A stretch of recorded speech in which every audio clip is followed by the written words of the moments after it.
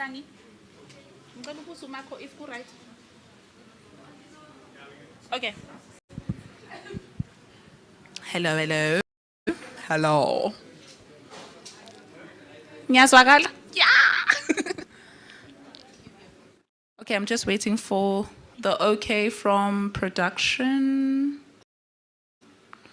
Marco says okay, production says okay. Okay. Mampi.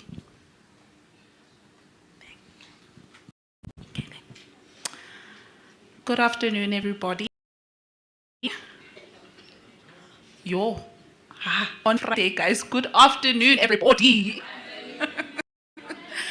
And thank you so much for honoring our invitation. I know a lot of people are complaining about transport, so we'll just let everyone walk in as the program goes on, because now we cannot wait longer than we already have. My name is Umnotowan Dileqele, and I'm from the Center of the Advancement of Non-Racialism and Democracy, or CANRAD, as everybody in the institution knows it. And thank you for coming to our first ever men's conference. It's quite concerning that it's a men's conference, but there are more women than there are men, because we are trying to address the men. But I hope that everybody is going to be excited for the program that we have. We literally have one of the best speakers we can find in the university space, Prof. Yasin Ali. Put so much pressure on him now.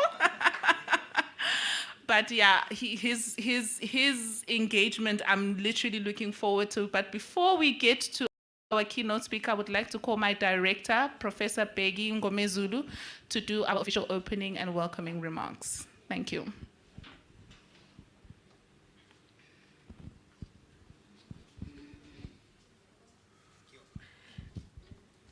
Molweni. You're right. Yeah, you're right. I've prepared a 5-hour speech. Thank you. Yeah. Yeah, but now I'm going to reduce it to 2.5 hours because we are a few minutes late. Ladies and gentlemen, thank you very much for coming here. I'm mindful of the time, and it's Friday. There are people who want to go and groove. So I'll try not to waste too much time. Program Director, Nelson Mandela Community, especially CANRAD, Professor Yasin Ali in particular, panelists will be here, and then ladies and gentlemen. I'm deeply honored to have been invited to welcome you to this very important event, which will be covering a wide range of issues, mostly pertaining to GBV and related matters. When I did my first master's on gender, politics, and problems in Southern Africa, looking at Swaziland, now Eswatini, and Namibia, I was struck by the manner in which culture prepares people for the later life. You will be asking people specific questions, and in Eswatini, for example, they would say, "This is Answati. A woman cannot do this and that." And then I said, yeah, there is something happening here. But then, be that as it may, one of the things I learned while I was doing that study was that gender is not about women. I think we now know. Gender is about femininity and masculinity and relations between men and women and how they relate to one another. So if you move from that premise, then I think we'll be better educated. Chapter 2 of our Constitution, Section 9, subsection 1 states the following. I quote, "Everyone is equal before the law and has the right to equal protection and benefit of the law," end quote. Implicit in this section of the Constitution is that we all have equal rights before the law, and therefore we are all equal. That is basically the essence of that. And we have the same rights. It is true that most of the people who are affected by gender-based violence are women and children. But it is also equally true that there are men who are the victims of GBV. They experience that both physically and emotionally, but the difference is that men don't usually talk about it. they are ashamed, they are scared, whatever the reason may be. Even if you were to go to report to the police station that I've been beaten up by my wife, the first thing that will happen, they will be laughing at you, and then the police officer will call the next one, and then will become the laughing stock.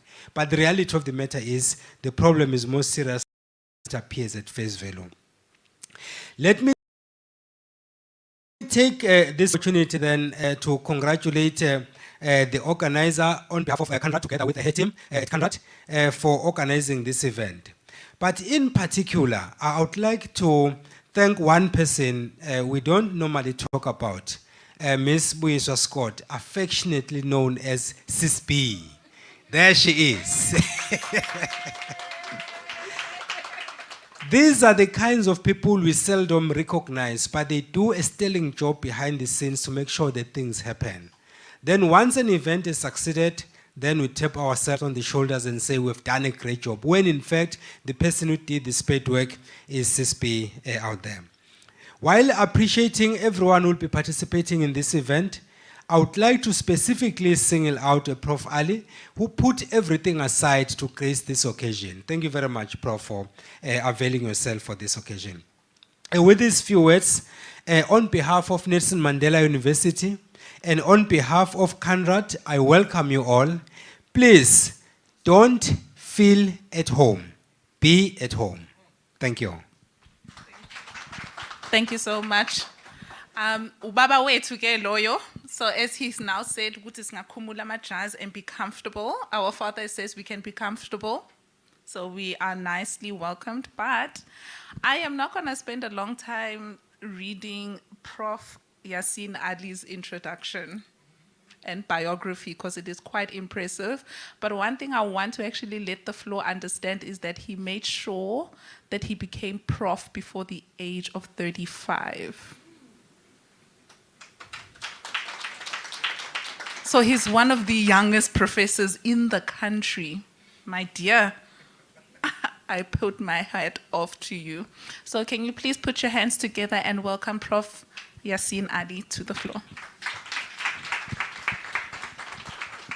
Thank you. Am I gonna sit with you? Shake hands. Okay, all right. She actually got me tongue-tied with the introduction, right? And then you think, and then you can just press. All right. Okay, good afternoon, everyone. I'm not too loud, I'm not too in your voice or in your ears, right? My voice is not too piercing. Okay. I'm going to start off by thanking you for this invitation to discuss a very pressing issue that affects us all, which is gender-based violence. And in my introduction, I obviously need to start off with a few thanks to the audience, first of all. I'm a little surprised that at the men's conference we have majority females that have attended, right? But I guess when it comes to matters pertaining to GBV, you would find for the most part that the audiences would be filled with females. It's quite interesting, despite it, as we've heard from our notorious professor, who's indicated that gender is not a male thing, it's not a female experience, it's about the traits that we sit with, the masculine and the feminine traits, and how those interact with our biologies and creates power play between different individuals. This power play will never leave us. I just want to put it out there at the beginning. And when I was invited, I initially was going to turn this invitation down. I think you sent about 2 emails to follow up, because I was intimidated by the idea of addressing men around GBV, because it's such a sensitive, very, very sensitive topic. And whenever you address the issue of GBV with men, automatically our defenses go up. And I'm not saying their defenses, because I am a male myself. So in putting together the information for my talk today, I've filtered my own understanding and my experience with research through my understanding of being a man as well. And I'm hoping that what I say will resonate with you. I'm going to share, my talk starts off with a bit of a politically correct viewpoint and perspective of how we would typically go about tiptoeing around the issue. But I've got my own ideas and theories that I've been developing about why these interventions are actually failing. and falling flat on their face. And I'm going to be brave enough to actually share some of my own theoretical understandings and then position a way forward as I see it. So please bear with me as I go forward. As we know it, GBV is a deeply rooted problem, and it permeates all corners of society. It's a global epidemic, and it knows no boundaries. It affects people of all ages, races, religion, cultures, backgrounds. And while women and girls are disproportionately affected by GBV, we need to recognize that it is not essentially a woman's issue. It is fundamentally a human rights issue. And that's why we need all hands on deck, including men. Now, to complicate the matter even more, in African contexts, much like in our Western counterparts, we have different expressions of GBV that occur, and that's very unique to us. And while we would love to own our own uniqueness, when it comes to violence, it's something we actually need to be very ashamed of, that we carry very unique expressions of violence. This is Women's Month, and we tend to focus on GBV, rape, domestic violence. Did you know that the 10th of August represents the World Day denoting and honoring witch hunts? And you're looking at me with this look of shock on your face, right? The moment I say the word witch, witch hunt, witchcraft, people freak out. They freak out. But in today's society, in contemporary South Africa and other parts of Africa, women and children are accused of being witches and are then hunted, tortured and killed by community members. And this International Day of Witch Hunt came about because in 2012, a woman in Papua New Guinea was tortured and brutally murdered by community members, by men in the community, because she was accused of being a witch. And this raised international attention. But the issue has been ongoing, not in European society only, but in African contexts for the longest period. So we have these different expressions of GBV that exist, and yet we don't seem to grasp or we're not getting to the root core of why are these violent encounters actually taking place. We tend to locate blame on men, and then culture, and then alcohol, and drugs, and aggression and violence. But who carries the blame for all of this violence, this gendered violence that we're experiencing? Someone has to, or something has to hold responsibility. Okay? In another instant, and I hope I'm shocking you here, we find that culture has become so imbued with a violent and aggressive masculinity that it almost feels like the violence is embedded into the culture and belief itself. And instead of locating violence on the individual, we're locating violence in the culture. And you find that cultures are then associated with a backward, uncivilized, a discourse. What am I referring to? The Tokolosh. Yeah, I'm referring to the Tokolosh. I've done studies. A student of mine looked at the role of the Tokolosh in causing fear amongst individuals in rural communities. And why did we look at this? Because the Tokolosh is associated with sexual violence, with the raping of women. The Tokolosh, therefore, a cultural mythological figure, has assumed masculine traits. And these masculine traits are abusing females. That's very interesting, right? It's very interesting. I'm not talking about culture here. I'm saying how culture is now utilized in ways that justify violence. Because what are men doing then in these contexts? There are many court cases that have come out indicating that when a female comes out saying that I've been raped by a Tokolosh or sexually violated, and a male is identified as the rapist, he's claiming to have had amafufunyana or possessed by the Tokolosh.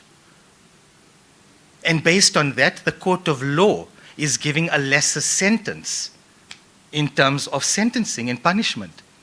In another instant, a grandmother was killed by her 2 teenage grandchildren, 13 and 16 years of age. Why? Because a cousin of theirs fell sick and passed away. And they felt that Ugogo caused some muti. She made them sick. She made him sick. And the only way to rid this evil from our lives is to kill her. And The judge that was working on this particular case gave a lesser sentence, claiming that because of the belief in witchcraft, there needs to be a mitigated sentence.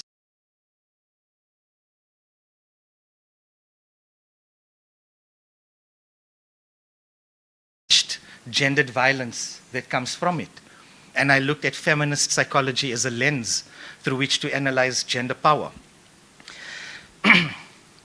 These are the faces I like to see, or the look on the faces of my students and an audience, because this is where learning takes place, right? You thought you were going to hear the typical run, GBV is bad for you. Yeah, it is terrible. Gendered violence is horrific. And what we find is that in different contexts, people, majority men, are using these cultural and religious ideologies to justify the violence that is within. Okay? So engaging men as allies in the eradication of GBV is not about placing blame or shame. It's about recognizing that we all have a role to play in building a safer, more equitable world for everyone. When men are encouraged to challenge toxic masculinity and harmful gender norms, they can become powerful advocates for change. And I'm going to explain to you why I'm saying that. So how do we engage men in this vital mission? I've got a few points that obviously from the research I've done with my students over the years has built to this particular intersection. Now I'm going to go through them very quickly, but not rushing, but I want to get to the crux of my argument. So keep in mind that this is based on literature and what we've picked out from the research. The first thing we obviously have to do is education and awareness. As you can see, we have to create open spaces where men can talk about GBV. Look around you, how many men do we have in this room? Aha, which is why when we talk about education and awareness, this is what we mean. It's as simple as that. The moment we get men to sit in a room to discuss issues of violence in a critical manner, issues of masculinity in a critical manner, without us feeling defensive or attacked, that's where change will occur. Challenging gender norms. We need to challenge traditional notions of masculinity that perpetuate harmful behaviors and attitudes. And with this, I state that men should be encouraged to express their emotions, embrace vulnerability, and recognize the strength in treating others with kindness and empathy. I want you to hold on to those words that I'm using. Embrace vulnerability. Recognize the strength in treating others with kindness and empathy. Positive role models. We know that men need role models, but if there were more males in this room, my point to them was going to be that you should be the role model, firstly to yourself, by shifting behaviors and becoming aware of the toxic masculinities that all men are embedded with. And I'll explain why I'm saying that once I get through these points. Listening and learning, we tend to, when we talk about GBV and men are involved, automatically we go into a defensive mode because you're talking about me. Reflecting on the hashtag online campaign, I don't know if you guys remember, Men Are Trash? Hashtag Men Are Trash. This really went wild, eh? Men are trash, men are trash. And suddenly, there was the hashtag, but not all men are trash. My man is not trash. Okay, what was going on there? What is happening? I mean, how do we go so quickly from men are trash because of the violence to my man is not trash?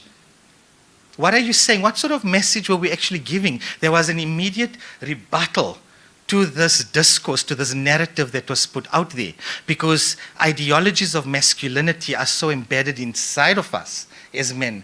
It is crystallized in us from the time we are born. Very quickly, to denote what I'm saying, the first color or word that comes to your mind. Mom and dad are expecting, they go to the doctor to have a scan, and the doctor says, you're going to have a baby girl. First color. Pink. Louder, guys. Okay, pink. Okay, what's the toys that this child's going to play with? Okay, and what are they going to become as they get older? Wives. Okay, and you're having a boy. What color? Okay, and we know this is now, we shouldn't be saying these things, yet we're saying it because blue is a color, pink is a color, right? And your gender is socialized and given to you through your birth, but even before you are born, you have been gendered. You have a particular pathway that is lined out for you. I'm having a baby boy. He's going to be born from my culture and religion. He has to achieve 1, 2, 3, 4, 5, 6, 7, 8, 9, 10. We know in different cultures, if certain rituals or ceremonies are not completed, despite your biological maturation, you will remain a boy. Ulwaloko, for example. Right? As an example, and this exists in almost every culture and every religion, that from the time you are born, you are crystallized into becoming a certain gender with certain behavioral traits that you have to display. And if you don't display those traits in the manner in which it's given to you, you will not be part of the in-group. The in-group is that dominant group in society. We use those fancy words, hegemonic masculinity, or hegemonic discourse. It just refers to the dominant ideas, dominant ideologies and beliefs and attitudes. And nobody wants to be a part of the out-group. Do you want to be a part of the out-group? I would die. If I'm being honest with you, I don't want to be a part of the out-group, which is why as a man, in my own identity, I go to the gym almost every day. Despite being at the gym, I'll still train at home because I have the thing about I need to look a certain type. Because that was given to me as an Indian male growing up. Believe it or not, Indian people watch Bollywood movies. The Bollywood characters and stars in those movies they are 6'2" skinny models. Go Google them. Men are body shaved and body chiseled head to toe. And you watch these Indian representations, people who look like you, and you should be like them. And as a young man, you grow up in a culture that also places your masculinity as being valued if you display certain characteristics and certain traits. And if not, what happens to you? And speaking and making myself vulnerable here, I know that by representing myself in this manner, there's power that I gain. There's a gender power because people look at you in a certain way and they then establish a certain attitude about you. Is that making sense? Sorry, I tend to get carried away, so I've got to come back to my notes. Accountability. Men should hold each other accountable for their actions and the actions of their peers. The number of times I've been in gym change rooms and locker room conversations where the most disgusting things are said about men and women. And as a male myself, I sit there and I don't actually say anything in retaliation. I don't correct those narratives because in many ways, it's not my business. I'm not a part of that conversation. But by allowing it to actually exist, what happens? You maintain the status quo. Okay. And lastly, self-reflection. Men should engage in reflection and recognize the ways in which they may have perpetuated harmful behaviors. Personal growth is essential for fostering meaningful change. Now, I've shared with you some of the theory. These are the points. And at this point, I would have typically ended my talk to say, thank you very much. I've shared with you. That's what we need to do with men. We know we need to do these things. But why are these campaigns and advocacies actually failing? Perhaps we are going about this the wrong way.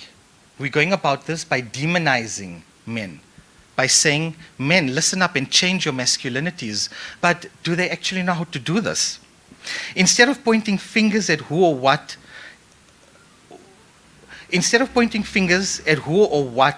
rather has made men, we should rather be looking at what are the traits that men are sitting with and question it in this particular manner. Do you know that men have been violated by patriarchy as much as men violate women? And if we look at it in this critical manner that every male has in a way been raped by patriarchy, I think it shifts the status quo suddenly. It changes things because from a very young age you are told, don't cry. Men don't cry, boys don't cry, man up. And in doing so, human as a human expressing certain types of emotions becomes vilified. It's wrong. You're not allowed to express feeling sad because that makes you vulnerable and weak. And men are not vulnerable and weak. So in many ways, we are walking examples of a Stockholm syndrome as we identify with our oppressor, which is this patriarchal ideology, and rather than actually critically asking ourselves, how do we cage or contain it? And in doing so, this identification has given us the impetus or assumed right to behave as we currently are behaving. And I'm referring to all men across the sexuality divide. We all embody patriarchal and hegemonic ideals, which creates these in and out groups amongst men, firstly, and then a sense of dominance over women, over spaces and the world generally. But do we realize in our identification with patriarchy that we accepting that it is okay, that it has raped us of our ability to understand and to fully grasp emotions like crying and sadness? It's because men don't cry and boys are told that they shouldn't, that we constantly reinforce an idea that men don't need emotions. And it's the repression of these softer emotions that is what I believe is causing a reaction formation for men. Because whenever we feel emotional, the only response we know is to be aggressive, is to be tough, is to be rough, it's to be a hard in exterior. And we find this then manifesting in relationships with others. The moment we feel vulnerable, our go-to response is violence. It's aggression. Because that aggression is the only emotion that we know how to effectively express. Even if a male is feeling sad, they would turn it into a feeling of anger.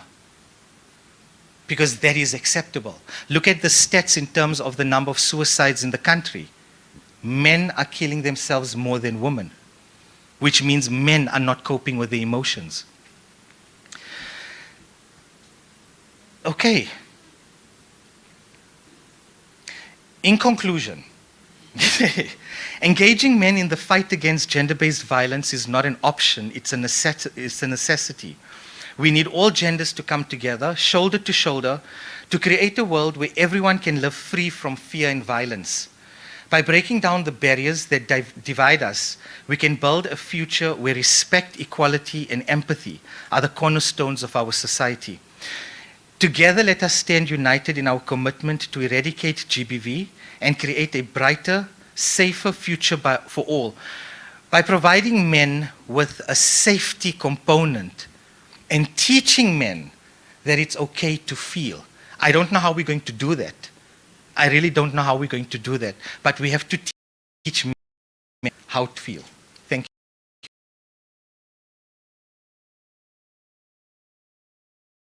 you. Yeah. Okay, thank you so much, Prof. I'm literally sitting here like, what? Oh, wow. I don't know about you guys, but I'm sitting here, I'm very engaged. And I feel like it's such a pity that the men did not come to hear this, because I feel like they are the ones that were going to learn more from this, but I'm trusting my sisters during Pillow Talk. You know what it is. You know what to do. So next up, I would like to call up our panelists for the part. This is the actual more exciting part, because this is where now you get to engage more with everyone that's sitting on this side of the planet. And you get to ask us questions about each and every topic that each and every person is going to be speaking on. So I do know that there is someone that's going to be speaking on toxic feminism. There's someone who's going to be talking about toxic masculinity.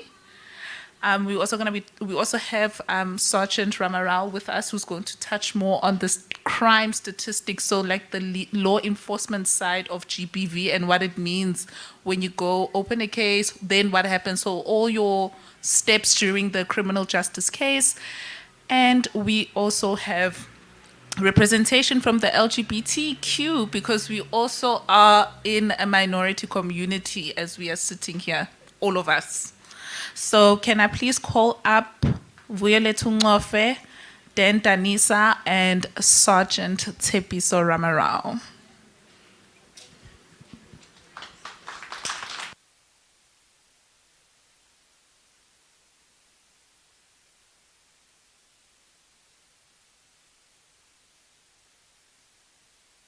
Sit next to the police. Boys, okay, I believe that there are mics on the couches. Okay, and everybody is comfortable. Okay, so first and foremost, I would like to first speak about the first topic that Dr. Ruby Ann was going to speak on, but unfortunately, due to unforeseen circumstances, she couldn't be here today. But Dan also nicely took over the topic of how violence to women is perpetuated. So, how the patriarchy perpetuates violence on women, children, and members of the LGBT. So over to you, Dan Denisa. Okay. Okay. Hello. Okay, that's a bit like. Hi. So my name is Dan Danisa. I'm coming from the Transformation Office. In particular, I am the coordinator for Singamadoda, Redefining Positive Masculinity, which has the difficult task of trying to engage men. So it's one of the programs or initiatives that we have through the university, where we're trying to create the space for men where they can engage each other on their identity, manhood, masculinity, and understanding some of these issues and as a sort of a program to eradicate violence. So like I'm not testing, but I've been engaging in this program for I think a couple of years now, and I've been, slowly but surely we're moving. So and through I think my experience with that program, I guess it's not surprising. So when when we come here and we see the demographics, it's not a surprise per se, because it is difficult to get men to, I would say, to buy into this, right? So it is difficult to get men to buy into this, because often people take the stance that I personally, I don't do any DPV, I'm not a violent person, I've never hit anyone, I don't enter there, ne? And as long as I'm not there, sharp, and this conversation is not for me, this conversation is for women, because they must figure out how to do that, right? And so I'll touch, and our speaker, do you mind if I if I sort of mix through our topics? So one of the topics that I've been given as well is speaking on toxic masculinity, right? So that's one of them. But I think starting here now with patriarchy, and I think Prof has already given us like quite a bit of information, but understanding patriarchy as a social system, social system that privileges or places men above women, right? Or that relies on the subordination of women and sort of the dominance of men, right? So it places men in positions of power when we're speaking about this economically, socially, culturally, politically. So, like, say, using economic examples, who's the breadwinner?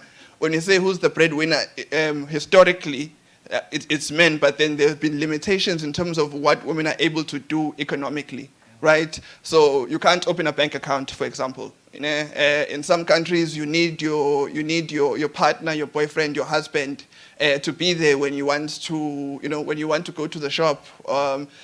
Are you able to get a license? These are sort of economic, cultural, and social ideas where it says, okay, women, this is your role, right?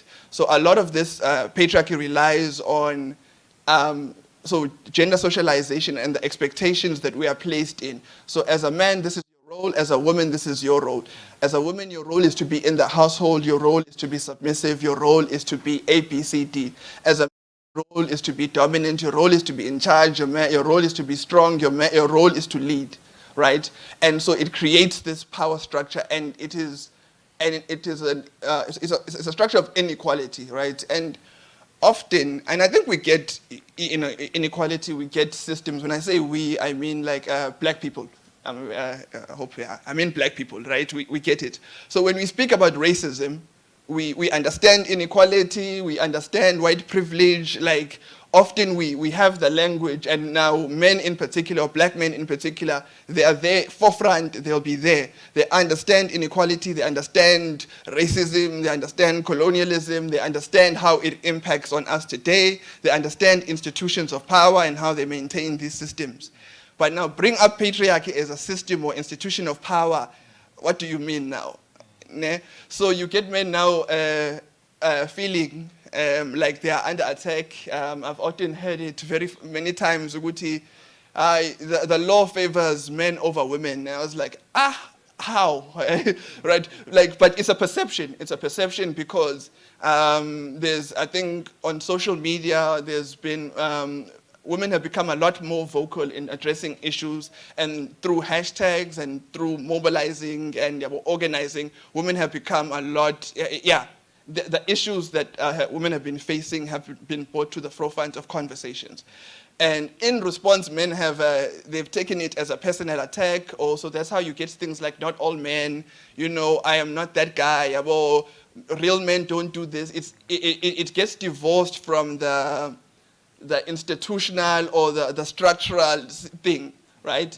And when we are able to understand patriarchy and we understand gender-based violence as I don't want to call it a symptom, but a result of a patriarchal society as part of systematic oppression, it's not easier to address, but you know, we can use the same kinds of tools that we use to address racism, for example, right? We can organize in similar ways, right? And often it does happen, it's just that, so now speaking to men now in particular, is that they want to address this thing in isolation, right? They don't want to consider patriarchy as another social system that oppresses an outgroup, right? And that affects them as well. Like, I think, Prof, you hit the nail there, or what is it, nail on the head.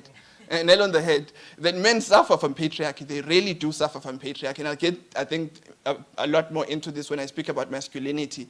But men suffer from patriarchy. But leaving that alone, when women are raising issues of violence that they are facing, we want to say, put that aside. I think I remember, I think Fizz Must Fall. So Fizz Must Fall is where my conscientization happened. Like conscientization particularly in terms of intersectionality, of feminism, and all of the ideals that I think men really would benefit from. And I would say that feminism, personally, it saved my life, like as a person, right? So just to disclaim, I must be quick, Moss.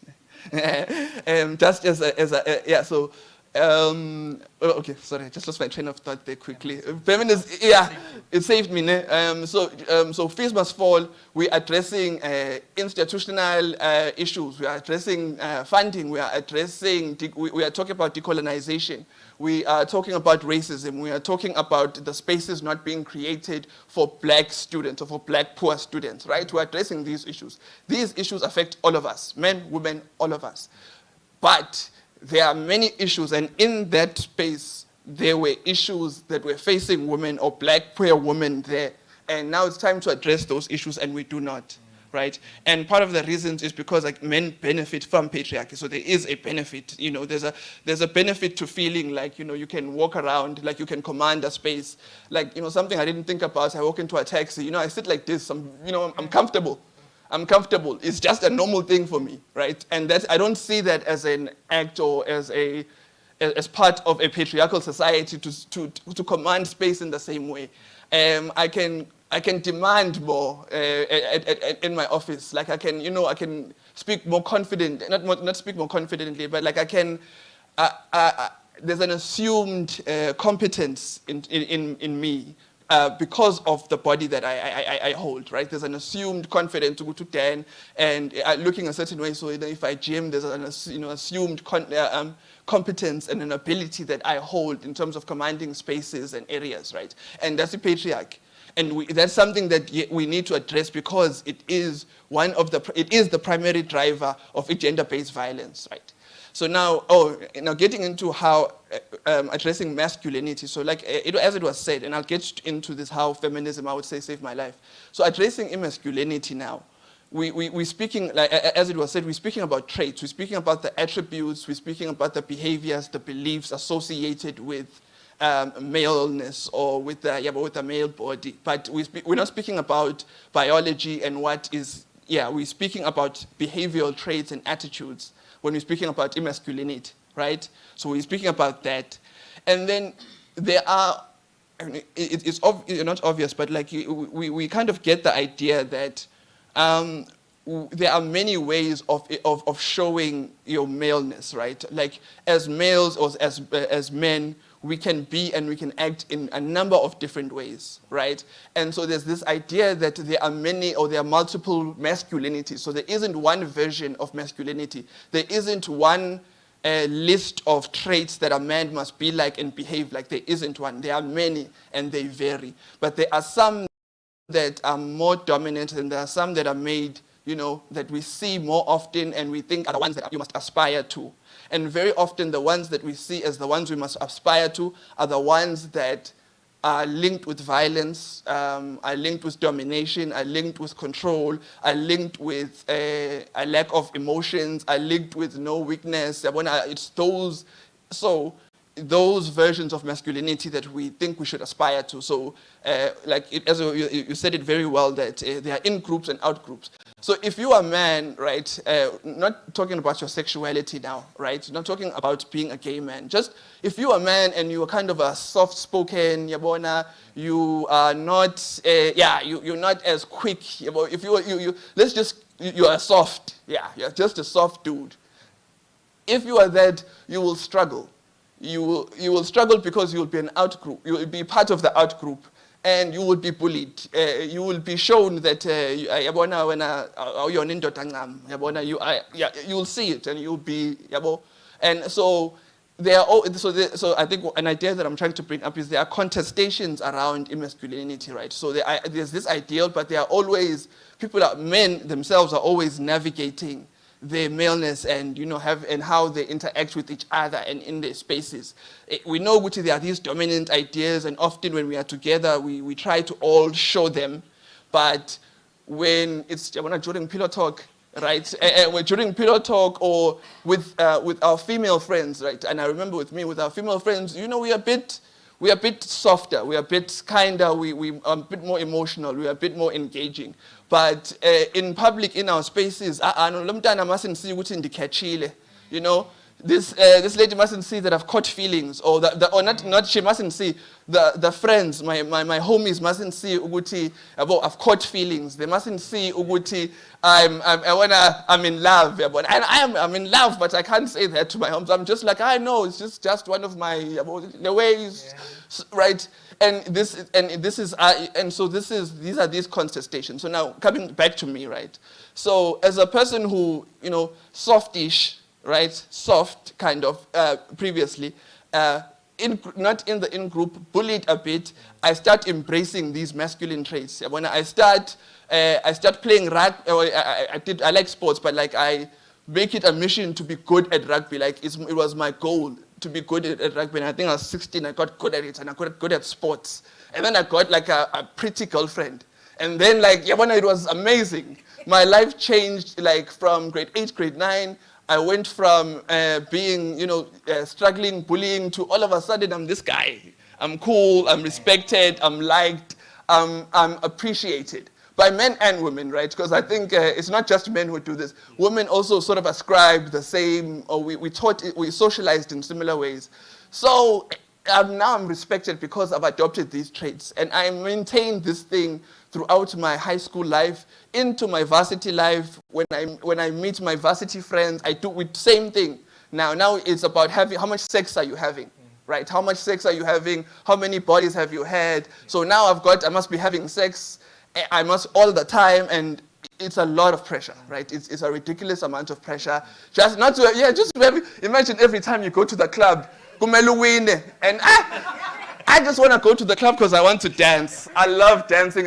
But no, that can't be my mission in a club. I must win, because if I don't win, I'm not the guy. And I'm suffering, and I'm going through the most. And then Fees Must Fall happens, and then there's a lot that goes on. And then there's trauma. It was a traumatic experience. And now I'm not okay, right? But now I've never had the language to discuss my emotions or to understand my vulnerabilities and to see myself in different ways and to see that I can be a different person. I've always, not always, but I've been maintaining this image this mask for years. until afterwards, I think a lot of the feminists in the spaces, oh no, Mta, oh Nangams, oh Nobu, oh Spogas, oh Sam, all of these people, they were creating these spaces left, right, and center. And then I attended a lot of these sessions, and I'm like, oh, right. And I learned feminism, and I read bell hooks, and bell hooks is like, hey man, men are suffering from patriarchy. I'm like, yes. And I go to counseling. I see a psychiatrist. I'm diagnosed with depression. But I get better, and I start healing because of that, right? And as a result, I'm also better with the people around me. I'm better with relationships. I'm better with my friends. So with my male friends as well, my male friends, I'm able to tell my male friends that I love them, I care about them, and they know, and they do the same. With my female friends, with my partner, I'm able to be better, I'm honest, and just a better human being around them, right? I lost my track, but I think the point being that, and I think you've mentioned it, that when we are engaging men, right, one is that men have suffered, right? They've really suffered. I'll leave men, boys, young boys are suffering now as we speak. Young boys are suffering because we are putting these things onto them. We are telling them this is how you must be, and they will be like this. And they'll grow into adults who are not well and who are not emotionally well, and they'll suffer, and they'll be abusive and whatnot and whatnot and whatnot. But now it's difficult with men because they must now contrast the suffering that they feel with the benefits that they have from patriarchy.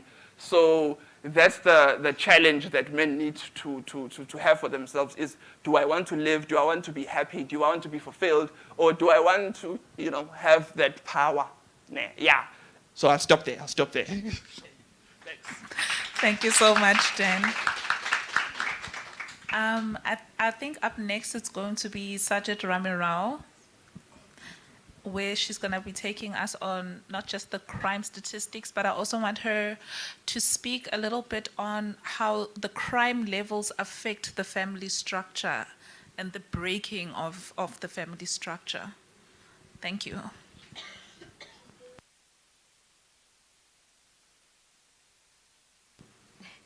Good afternoon, everyone. I'm Sergeant Ramaro, the community policing official at Humud Police Station and the campus coordinator.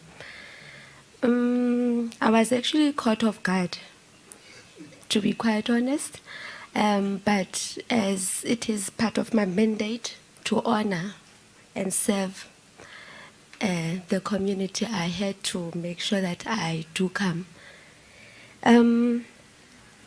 Gender-based violence has become one of the social ills that we're currently experiencing in our country.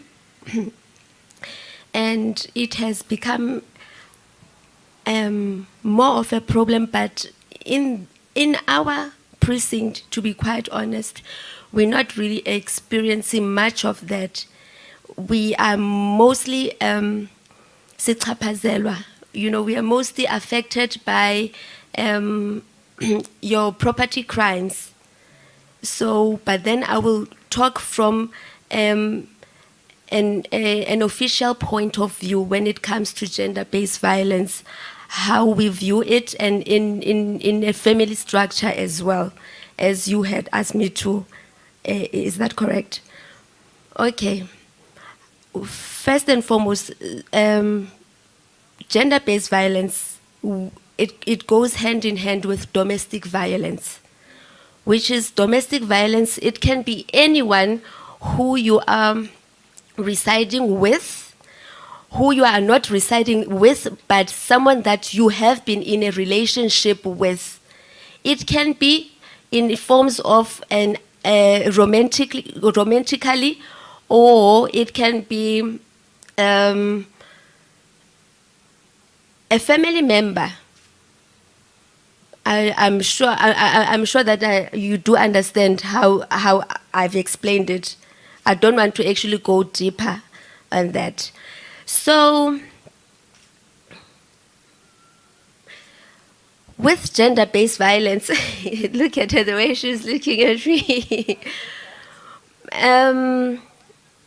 What we've experienced in my precinct now, when it comes to the youngsters, it's mostly our youth in our precinct is mostly the students, which is why I also established the youth desk myself with Umnoto Wandile. We have established the youth desk within the students here, whereas it was actually supposed to be the community, but we found that you are our community. Most of the incidents occurred to you. So we find that there is kind of a spike in a way. I don't know if maybe our stats are going to, because I'm not actually allowed to reveal the stats, but then maybe she might agree with me or disagree with me that we've found a spike in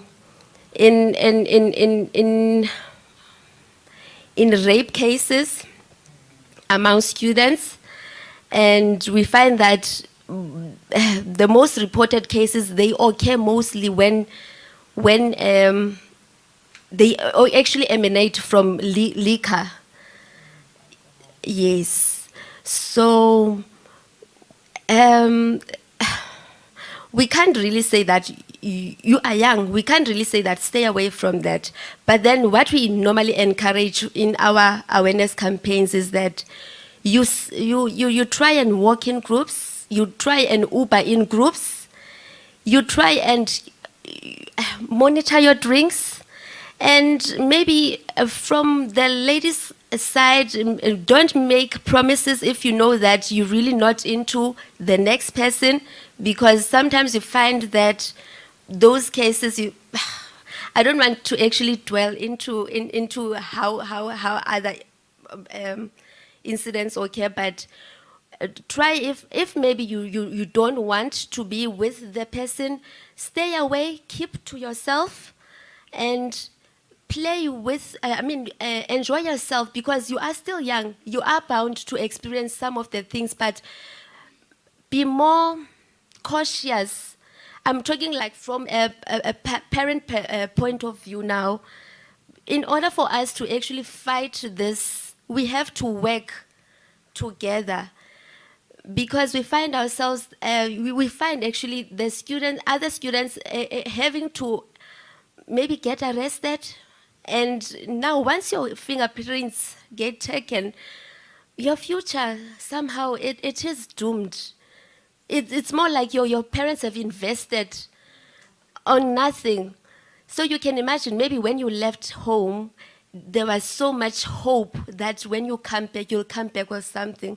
Maybe you might succeed, that maybe the charges get dropped, but then the mere fact that your fingerprints were taken, that will always follow you all your life, unfortunately. Yes, they say that in 5 years' time, your name will be cleared, but who guarantees that? Because your name will somehow keep on reoccurring.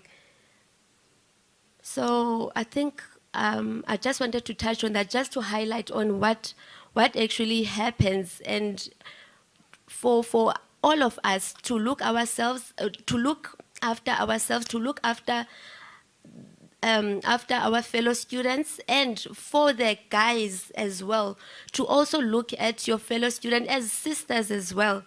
Nurture each other, love each other, because I think that's where it's at humanity, that's where it all begins, before everything else.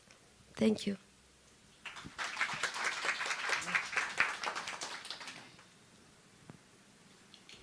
Sorry, just 2 minutes. Thank you. Thank you so much for that, Sergeant Romero. I think you gave us a very, well, you and I both know the issues, the stats, the incidences that happened. And I mean, there were moments when we would literally look at each other in the charge office and would be like, what? And I think for me, now that you've highlighted this, and my role within the SAPS as well, it's how you actually see almost a disconnect for men, not understanding that even when you coerce a woman into sleeping, or a girl into sleeping with them, that is actually a form of rape. If you have to say, "Hayi, ngizoyifaka kancane," do you know that can constitute to rape? Like, and as we sit there and we're like, so you've been begging for how long now? Vuyo, how long have you been begging this person?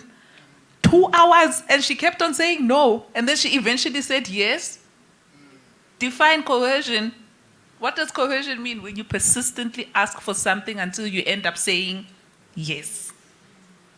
So now that I'm actually sitting here, when I think in retrospect of all the years that I've spent within this the SAPSIP system, I'm sitting here and I'm thinking, how many times have I myself personally fallen through rape because of the coercion part of it?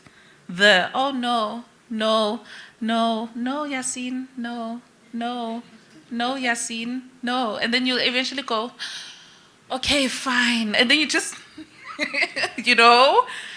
So I'm just sitting here and I'm literally having a little flashback, and it's not something nice to think about, to reflect on, but I think it's also a very important aspect for us to actually think about, because it means that what we are sitting here and doing is actually working, because we are supposed to actually think, as each and every panelist speaks, we are supposed to say, wait, hold up now, this sounds familiar.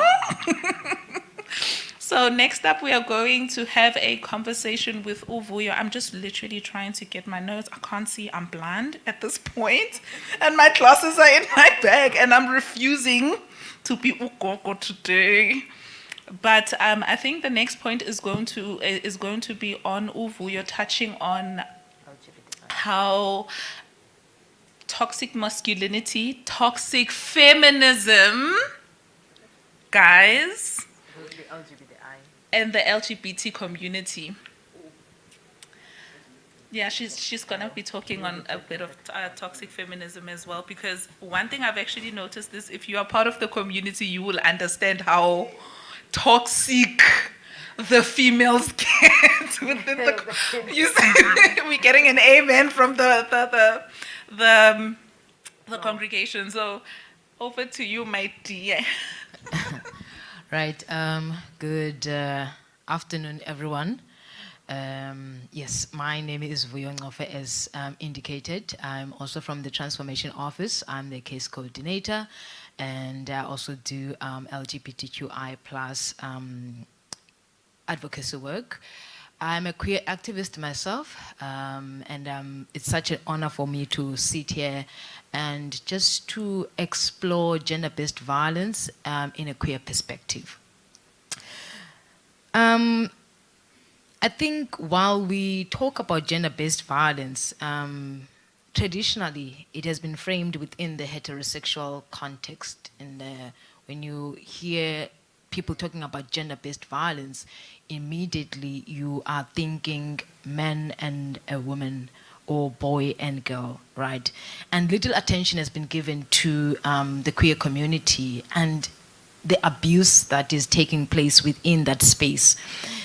And the barriers for survivors seeking help within that space, and the quality of the available assistance for the queer community after now you have experienced this violence, now you are seeking help. What is the type of quality of the quality of assistance that you will be getting? As I said, colleagues, I'm hoping that we can also address the much ignored and overlooked issue of gender-based violence within the queer spaces. While we are addressing that, and also looking at the lack of perhaps research, discussion that is being done regarding the power inequalities and abuse, particularly in queer relationships, the silence, which is partly related to the structure of our society, how our society is, which is predominantly organized along patriarchy, homophobic and heteronormative lines. That's how our society is. Which then brings me to my next point, Prof, about stigma, right? That the heteronormative structures then of society has created a hostile environment, which lead to social stigma, rather, experienced by the queer members of the queer community. first of all, before you even can talk to someone or share your experience regarding violence that you're experiencing, you need to think the fact that you are gay. And that's the first stigma. The second stigma is that you are experiencing violence within your queerness. And I also want to talk about the silence, that there's the silence that queer people are not talking about the violence that we are experiencing. This silence is not only by our society, but let's look within the queer community. How many people suffer from intimate partner violence and we keep quiet? Have we normalized to actually create spaces where we talk about the toxicity of our relationships, the toxicity within the spaces that we belong to? We have focused our energies, and I want to applaud our members for focusing on all our energies onto homophobia. This person has called me stubborn, and we want to protest, we want to march for that. But we need to look into the rape that is happening within the queer communities. We need to look into the abuse that is happening within the queer community as well. And the silence is also because of how when one speaks out about their experience, what is the reaction of the people we go to report? You are a gay man, you are in a relationship with another man, you are coming to this institution and you are saying, I was abused, physically abused by my partner. And they are saying to you that, how can you let another girl hit you? The first thing they tell you is that, why were you even in love with another girl? What does the Bible say? They start to quote the Bible. Or what happens if one of our celebrities goes and speaks out about violence? That turns into humor, then turns into jokes. Nobody takes that seriously.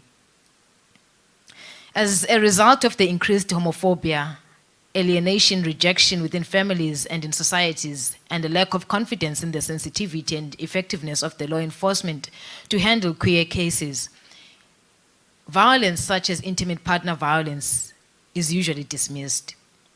As a desire to avoid the stigma and further silence and prejudice further silences queer people from speaking about their experiences of sexual abuse, and this contributes to also lack of support.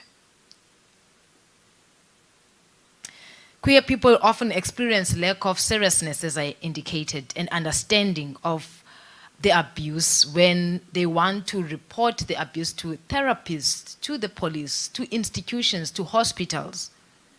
When abuse does take place, attitudes often range from who cares to these relationships are generally unstable and unhealthy. But let's also talk about, I don't want to leave homophobia. We once had a talk that homophobia is GBV. Homophobia and GBV. How are these two related? Because queer people are subjected to homophobia, to homophobic violence, to rape, brutal murder, almost every day. We know we've got law students here, even Dan can tell you that when you look at our constitution, it speaks highly that we are protected, but our lived experiences, we say something different. If I can count the number of queer people who have died at the hands of homophobia, Obonang, or Lulu Ntutela, Lulu is from PE, Kwanobuhle, who also died earlier in 2021, whose mutilated and burnt body was found on the 10th of April 2021 in Kwanobuhle. What are we doing about that? How are we addressing homophobia and GBV? How do we balance the two? And perhaps we need to come up with solutions. What is it that we need to do? we need to change societal attitudes to ensure that when I'm saying I'm queer in the room, no one is going to have homophobic slurs or act differently just because I identify as different. Prof spoke about culture. We come from communities. Queer people come from communities, and we cannot fight homophobia alone. We need the people from the communities to sit down and we address that. We know that our communities, we are being killed. We often talk about the hate crimes bill, that we can't even actually say that Uvuyo was killed because of her sexuality. Right. So I also want to talk about the silence, right, around intimate partner violence in queer relationship. That it's not only perpetuated in broader society, but as I said, within this queer community. And there is a need to provide information to others in the organized LGBTI sector. And noting that the silence in queer relationships remain largely invisible, and we must find ways to engage and discuss around how everyone can ensure that there's adequate response to issues that relates to violence within queer spaces. The community's perceptions of sexual identities and gender roles are defined by social norms that we learn from a very young age, Prof said, even before we are born. As we grow and learn, we realize the inaccuracies in some of these. And individuals in queer relationships are an integral part of our society whose rights to dignity, to equality, to freedom and security of a person must be protected and promoted, as it is the case for everyone else. So I'll just rest here for now as we continue with the discussion. Thank you so much. Thank you so much, Vuyo. Yeah, I think we're gonna have more discussion when it's Q&A towards the end of the program. But let's just go back to Dan again, where we are speaking on the looking at various types of feminism, since feminism saved your life, so you're welcome, and addressing toxic feminism.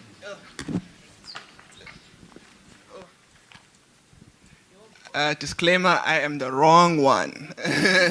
I'm the wrong one. I say this because, I don't, maybe colleagues who can engage on this if you disagree. I don't believe it's a thing. I don't think that, so when I say it's a thing, okay, I must. So when toxic feminism, right, in how I've heard about it and the spaces that I've heard it being discussed and how it's been discussed.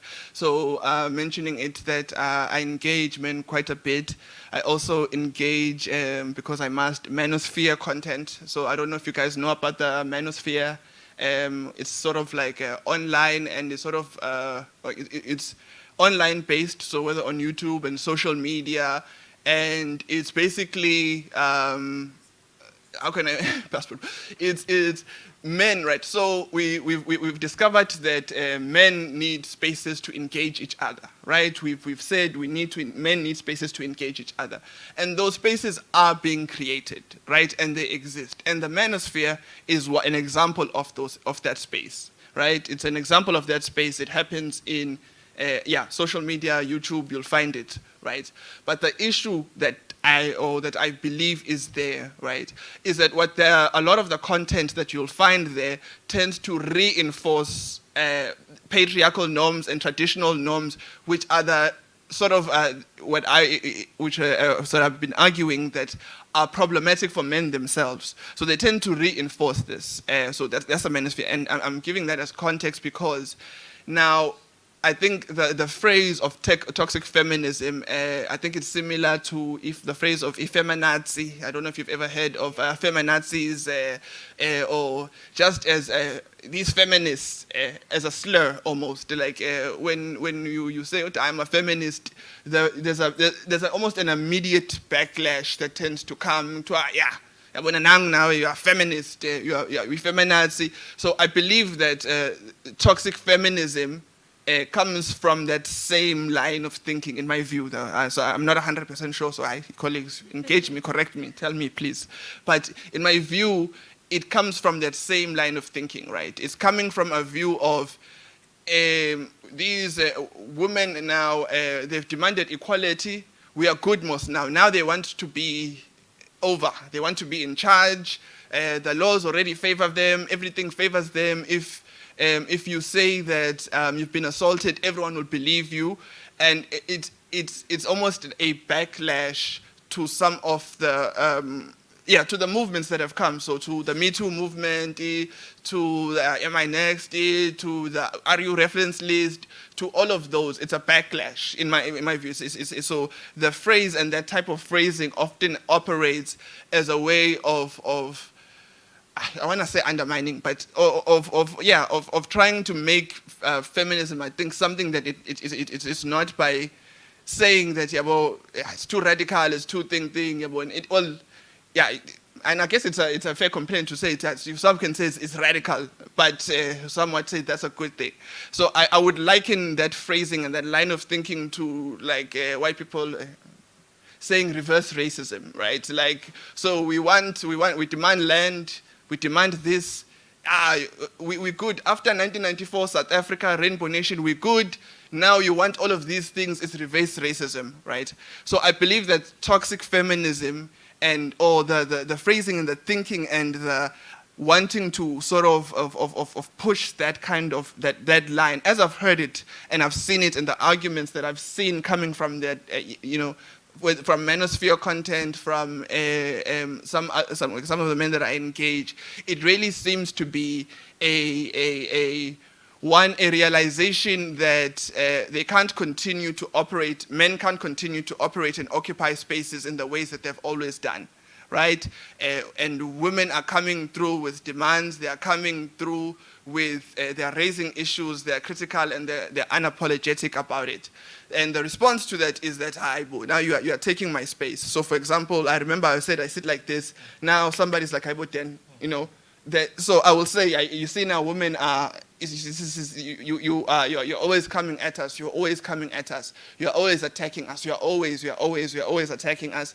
And I think that's, in essence, that's what I think it is. But I do believe that there can be examples, and there can be examples where, so when I think women are human beings, and human beings can be bad people. Human beings can be violent, human beings can be aggressive, human beings can be abusive, which means that women can be abusive, women can be violent, women can be aggressive, women can be all of these things. It's not reserved for men, right? So women can do these things, right?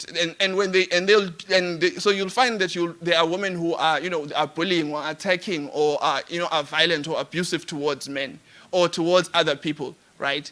But and that's fair, and we need to deal with that. We need to deal with, when I say deal with it, address it. It's an issue. Don't do that. It's wrong, right? Don't do that. Don't be that person. I almost said, I don't know if I'm, just don't be a bad human. I wanted to say don't be a shitty human, right? So I was trying not to say it, but don't be that, right? Try, be kind, be honest, be good, try as much as possible to operate with Ubuntu. But so that, I think, is fair. But I think when we speak about toxic feminism, we're speaking about it without that analysis of patriarchy, of systems, of social power, of social oppression, and responses to that. And I think that's what's needed. So I'll stop there. Final thing. Sorry. Final thing.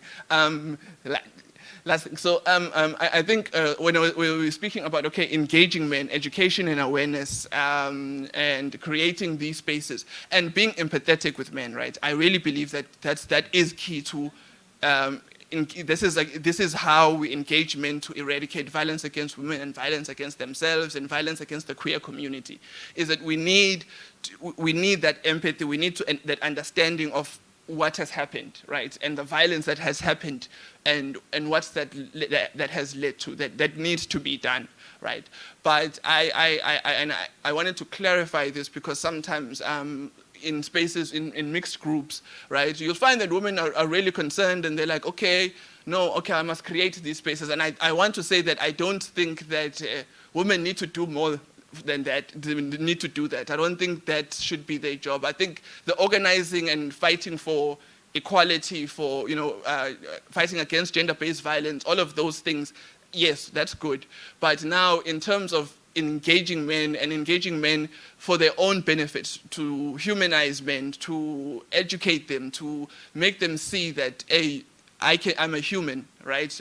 Before I'm male, I am human. All of that kind of work, I think that it's men that need to do that work, right? We need, and so often when something has happened to a man, like whether he's been violated or he can't, he's been violated, right? You'll see men post to look, what are the feminists saying about this, right? And we don't organize for ourselves, for our own benefit, for our own education, for our own healing, for our own thing. So I want to encourage that aspect amongst men, really, like those in attendance. I've seen we've grown. We've grown in numbers, shout-outs. I want to emphasize that, like, we need to engage each other, because we do need these spaces. We do need spaces of healing, and we need to create those spaces for ourselves. Yeah, we can't be putting the responsibility on others. Yeah.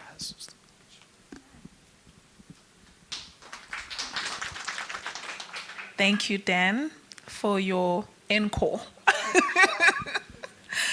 But you mentioned something quite important, where you say that in order for us to be engaging men, we need to leave that responsibility onto you guys. But my question is, can we trust you guys? You know, us women, we're like, I want to do it,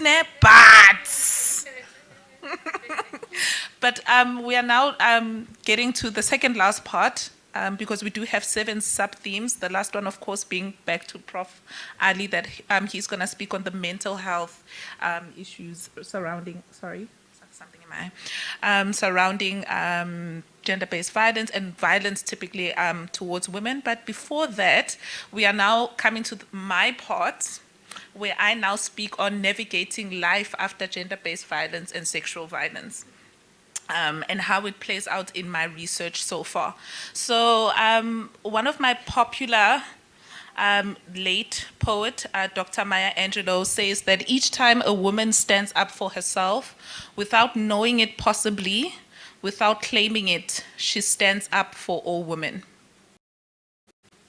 So I particularly take and resonate with this, because for those in the room who don't know, I just recently actually started talking about it, especially on media. I've got TV interviews, radio interviews about my experiences. I was sexually violated twice in my life. One when I was 6 years old, and my second incident was back in 2014. And every time I spoke about my experiences, the fundamental question that everybody would be asking me was, what were you wearing? My first incident, I was wearing my full school uniform.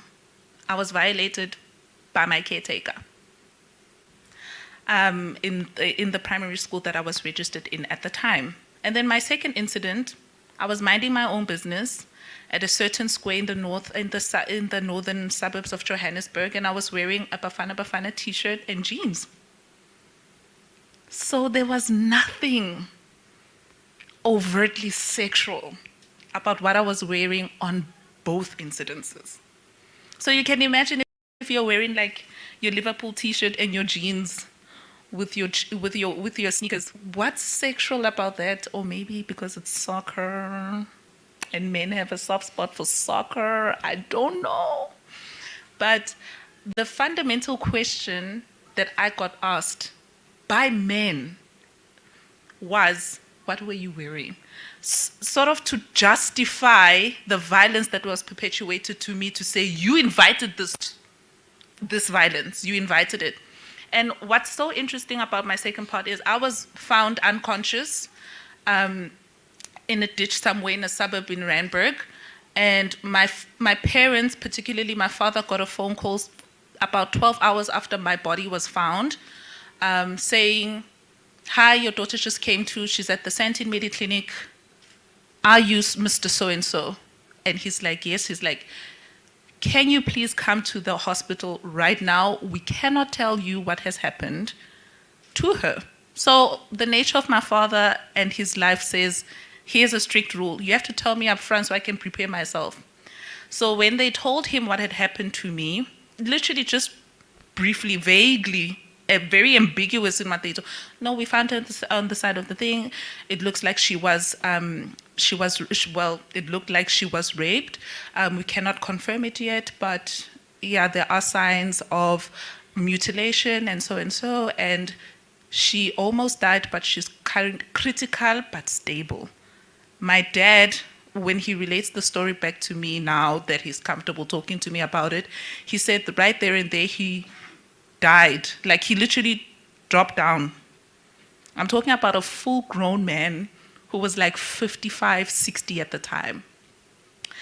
And when I asked him what made you, when I asked him as his daughter now, now that we've both, moved and healed from the whole experience, when I asked him what made you faint at the time or lose power at the time, he was like, the one moment that I was supposed to be your protector, I couldn't.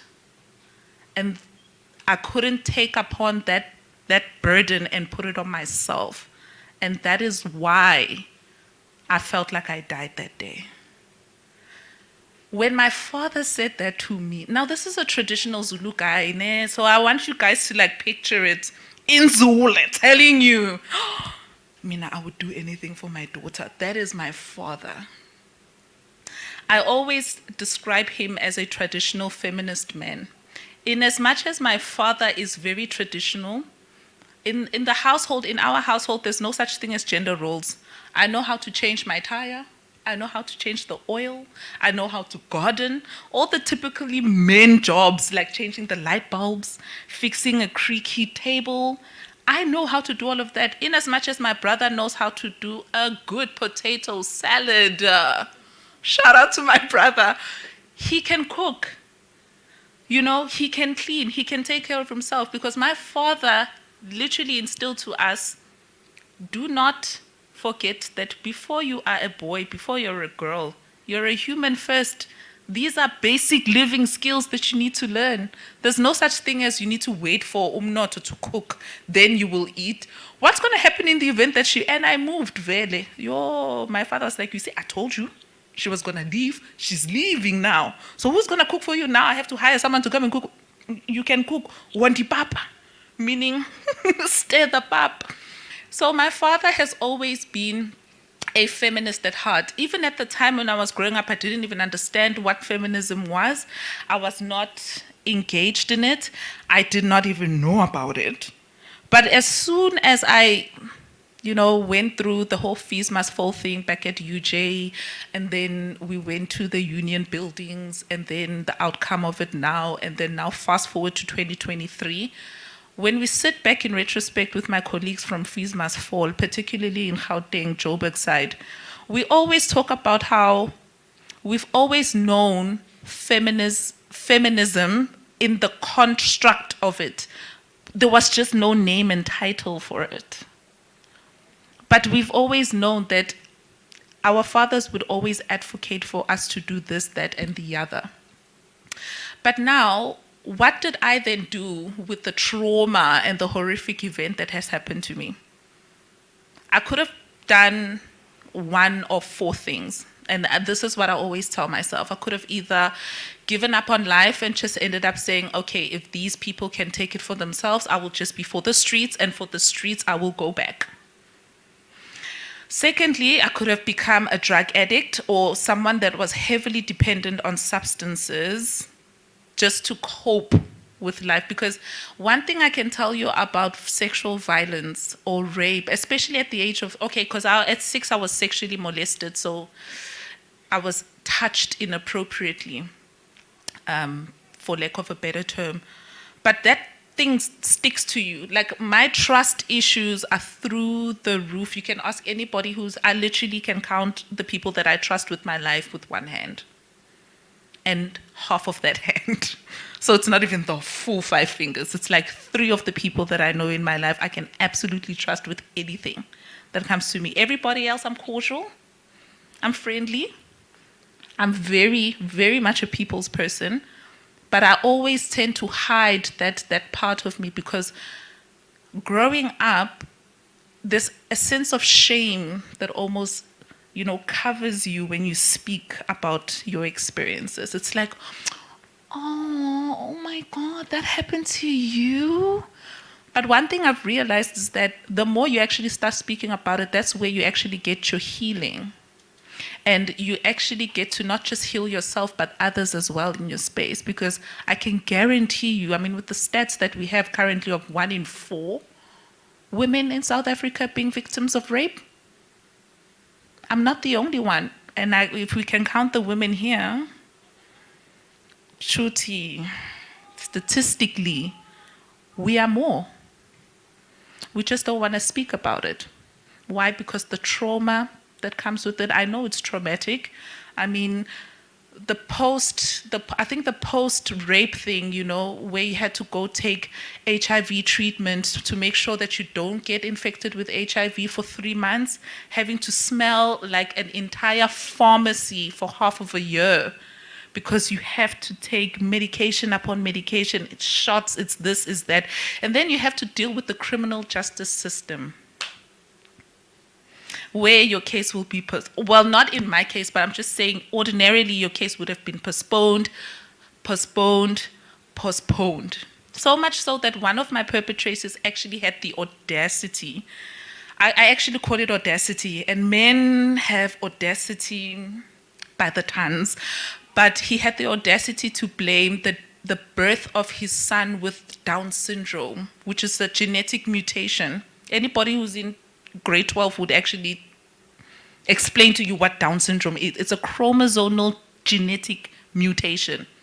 Any external factor does not affect your child being born with Down syndrome, but he blamed the trauma that he was experiencing with the criminal trial on the birth of his child with Down syndrome. I remember the incident happened in January. My final judgment and sentencing, okay, those who are in law will understand where it is, but the final end where your verdict is now handed down and then they sentence you from perpetrator to accused to convict. Right? So as a convict, when they hand down the sentence, I remember my judge telling me that this is the first time I've experienced a rape victim who was so confident in how she spoke. Because one thing I told myself, I was like, you caught me slipping once, fool me once, shame on you. Fool me twice, shame on me. So I'm that kind of person. I'm Zulu, so, it makes sense. So I was like, I'm not going to give this man so much power over me again. Like, you already took it, right? You got what you wanted, right? And I'm here now because of you. But what? I'm not going to allow you to catch me slipping. And that was the attitude that I carried throughout my entire criminal justice experience, which I was fortunate enough to actually not even have the traumatic experience that most people go through in the criminal justice system, and makes me now understand, especially with the research that I'm doing, it makes me understand why a lot of victims of sexual violence and or gender-based violence tend to say, you know what, I'm done. Can we just drop this case because I can't do it anymore. I get it now. I get it. So, statistically speaking, of the 100% cases that are reported on the ground, so if you walk into a police station, you open a docket of rape, only 8.6% end up in a conviction. Let that sink in.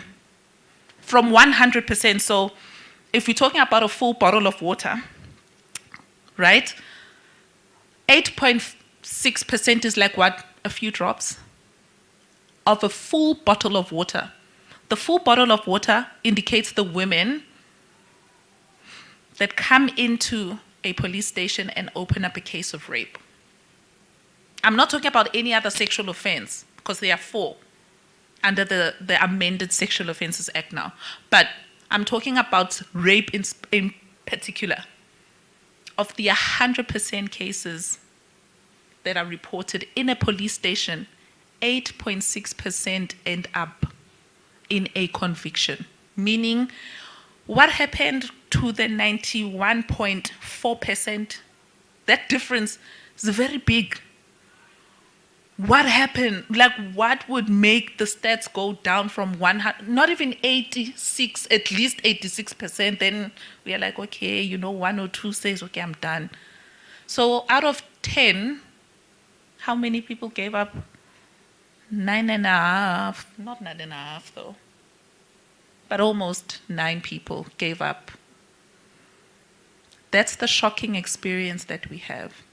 So the main part of the person that I am today is because one thing I've realized is that things that happen to you, they happen to you, they don't define you. So yes, I was raped. Yes, I was sexually molested at 6. But does that define who Mnoto Wandile is? No. When you put my name on Google, you press enter, it doesn't show anyway. I mean, my case won't even show because I'm not the one that was being, accused. So even at Safely, my name wouldn't even pop up. My surname wouldn't even pop up. But it doesn't define who I am. But now what I have done I've taken my trauma and my experiences, and now I'm paying it forward by making other people that are not as fortunate and not as privileged as me to get all of the resources that I had access to, the legal, the psychological, the medical, very important, Now I'm paying it forward to other people who are less privileged. And that is how I am changing the world. So a lot of people ask me, how do you navigate life after such a traumatic experience? I always say, take it one day at a time. You don't know. You wake up today, I'm this.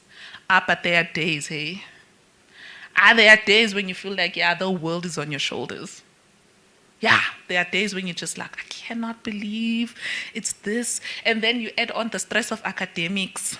And then imjolo. So it's like life hits you every side. Like you try to look on your left, Ali gives you a sharp hook. You look on your right, the lady here gives you an uppercut, and you're just like, I cannot do this anymore. But then one thing I always say is allow yourself to dictate your healing journey. I won't tell you how to heal. Ali will definitely not tell you how to heal. He might give you coping mechanisms and techniques on how you can heal yourself, but only you know yourself, And if you don't feel like doing anything that day, don't. People should learn to listen to themselves, listen to your body, because it's your body ultimately that you wake up each and every morning with. And I will just like to close with this. Part of my research is how does women empowerment increase actually your chances of being violated on as a woman, particularly in the context of Black South African women. Because I'm Black, I'm South African. I was well empowered when the incident happened. I mean, I was a student, soon to be graduate of UGA, so I knew my business, But I never in a million years thought that I would have contributed to the statistics of rape that year or that quarter. I never thought about it. But one thing that my research now speaks on is how women empowerment actually plays a role in increasing your chances of being violated on. Not because you are an engaged woman or you're an empowered woman, no. It's because children and men genuinely have a problem engaging empowered women. And they feel like because I am empowered as a woman, I am challenging your masculinity as a man. When I'm not. I'm just standing my ground. And we are having a healthy debate. I mean, part of my presentation on my research that I was speaking on, I can't talk about it because the event hasn't come on, but I'll just touch on this one. Part of my research was, even when you are on opposing ends of a debate, and we're having a healthy, robust conversation among colleagues, once ego surpasses logic for men, like there's a switch that automatically goes off, and it's like, and I'm like, what does sex have to do with intellect, though? You know, you are quick to reminded of your femininity once they see ukuthi la istof is ku-6 la. Angibayasho ukuthi bayasithanda istof is-6, but engqondweni, like in terms of your mind, istof sakho siku-6. But because you challenge him intellectually, he's like, no, he's very quick to remind you ukuthi ungalibali ukuba umuntu obhinqileyo. Then you're like, yeah, you know? So yeah, that's just part of my research. Of course, I can't speak about it, but I will speak about it later on this month when I'm done presenting my research elsewhere. So once I'm done with that, then we'll actually have a conversation around that. And this time, women, please, I want you in your numbers in that one. But of course, you're going to have to wait, and you will see on your emails, on your memo, when that flyer comes out, because I really want women to actually start having a voice and use your voice, because the one thing that someone in this world will never take away, darling, it is your voice. And if for once can we use our voice for positivity, thank you.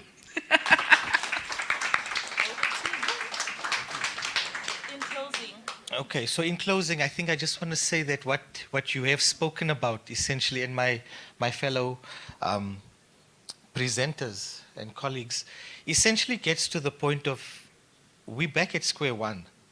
You do realize that, right? We've debated and we've spoken and we're back at point one, right at the beginning, which is like we need to engage with men to eradicate violence. Have we engaged with men today? Less than 10, right? But the 10 that are here have a responsibility to shift their narratives. Your personal narrative about how you relate to yourself, first and foremost, in terms of how do I understand emotions and my own expression of emotions. And then the moment you start shifting that, your empathy towards others will shift. And that will reflect in your behaviors with your friends. Like you said, you can tell your male friends, I love you, and they won't basically shoot you dead. Right? They get you, they understand your narrative now. And it's because you've shifted it consistently. And I see some of the males in the room shaking their heads like, that will never happen. I am never going to tell, because if I tell those guys in that group that I love them, I'm going to become the out group. I will not be part of the in group any longer. So when it comes to the psychological and emotional consequences of gender, I think let's break it down a little bit more critically in conclusion, that we are all sitting with traumas that have been given to us through our socialization. Before we were born, you were told, I'm having a baby boy, he's going to be named Yasin, who's going to play soccer, he's going to be a doctor, he's going to do blah, blah, blah, blah, blah, and you're not even born yet. And then you are forced into that particular identity and told you cannot feel certain emotions. For females, you are told, but you cannot do what Yasin is doing. You have to be at home and cook. I'm sorry for the basic narrative, but essentially those are the two streams that males and females walk. And we are all traumatized by that. So we need to shift it and look at how do we un-traumatize ourselves. I'm not sure how we're going to do that effectively, but it comes with self-reflection. We can talk for hours on this topic, but I want to stop and maybe hand over to my other colleagues if they would like to say anything in closing, or to the audience. Okay, yeah, let's go to questions, I think, if there are any. Are there any questions, comments? I almost said concerns. Yeah, or concerns. Questions, comments, or is everybody just like, yo? Because I'm seeing the 4 ladies that are sitting in front, they're like, yo, where do we even start? Like, Okay, so there are hands everywhere. So I believe Prof was the first one to put his hand up. And then, can you please have the hands up again? I'm just trying to, 1, 2, 3, 4, 5, 6. Okay, I think let's start from the left.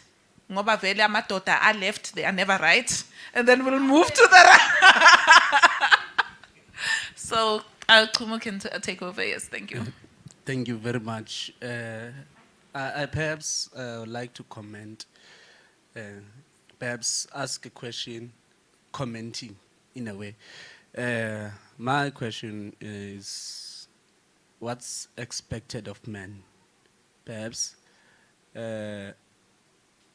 Prof. Ali has perhaps answered it in a very, very proper manner, just because he mentions that men must go and introspect on themselves so that they come with a proper solution of how to be best of versions of themselves. So my comment would be just on that yes, really, I think the solution is the best one is to go and introspect so that we can better come with solutions that are going to be positive to society. Thank you.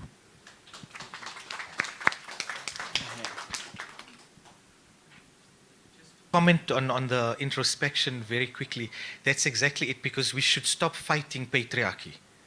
We're fighting it as though get this thing out of us. It's almost like with you, if you're experiencing depression or anxiety and you tell yourself, I'm not depressed, you're still going to feel it. It's almost to say, I am depressed, I have this, but it's not me. It's a part of me. And the moment you start externalizing that voice, it no longer represents you. So that's a very good point, the introspection. Thank you. Thank you very much. My name is Carl Lishilu.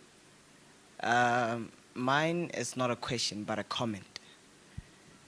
I think we must not necessarily focus on where we started falling off as a generation or as society, or in society rather, but rather focus on where did the rain start beating us. I mean, when we are growing up, there comes a point where even our mothers tell us that you are growing up, you need to man up also, you know? So automatically, your brain is channeled in that manner, that I need to not seem weak, not in front of my friends, not in front of my sister, not in front of anyone, you know? And then now, as time goes by, you start growing up, you start having female friends, you start being in these conversations. And I tell you that you would hear that women can also say that, I don't want a man who's too loving. That person is going to be very boring, you know? Then you ask yourself, Into, let's go. Where are we, you know? So, and then you think to yourself that we still have a very long way to go, you know? So we must also try to focus on the causal factors of things. When we are with our friends, whoever we are, we must be able to reprimand each other and say, but my man, you can't be saying that. It's wrong on many levels. Your kid, while they're growing up, obviously when they go outside, they go to school, they're going to attract toxic things and then come back home. You will see in that change in behavior, but still don't say anything and be amazed and say, whoa, did he say that? You know? But we must be able to challenge, rather, when we see that things are getting out of hand, rather than just letting them go and moving on like business as usual. Thank you very much. You know, as you were speaking, you raised a very interesting point, in something that gets my female students very upset with me, is that as much as we have to critique patriarchy within the male, females need to critique how they are relying on patriarchy as well. And that's where the toxic femininity comes in as well, where when it suits me, I will expect the man to be chivalrous. And when it isn't, then he is a dog. So there's also that debate where women have to also sit with the idea that they have been influenced by patriarchy as well. And it's also crystallized in their own psychological functioning. It's embedded there that a man has to do these things for me when I want him to do it, when it's suitable. Yeah, it's the flowers thing. When you want flowers and chocolates, or you want to be romanced, that's you're going to expect those things. But in other contexts, then it doesn't apply. So I think there has to be that criticality that if we want to break and dismantle patriarchy as an institutional ideological system, then all genders have to critique it from within, because we're all influenced by it.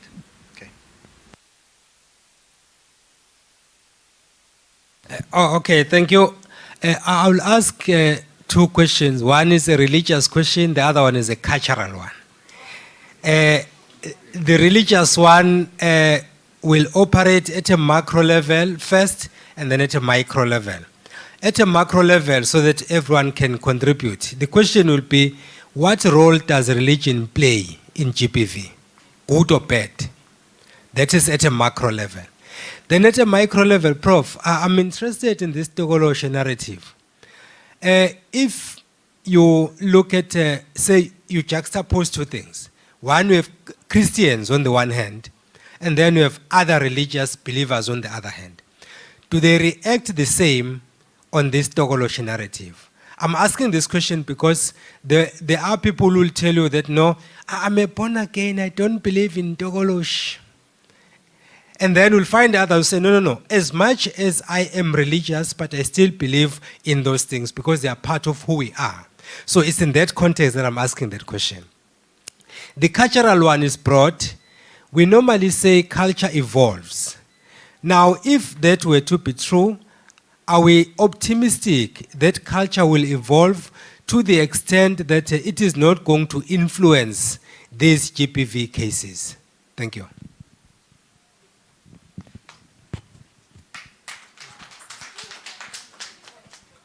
Okay, I like to talk about the Tokolosh, so if you don't mind, I would like to start with that particular response. So I'd start off by saying that the Tokolosh is to South Africans what aliens are to Americans. It's part of the collective unconscious that whether you are black or white or Indian or colored, at some point it's a part of your lived supernatural belief system in the country. It's not uncommon for Indian people to say, hey, we need to go pray somewhere, that Tokolosh, someone sent something for you. It's not part of our belief system per se, but it's somehow become part of the macro systemic belief systems that we have.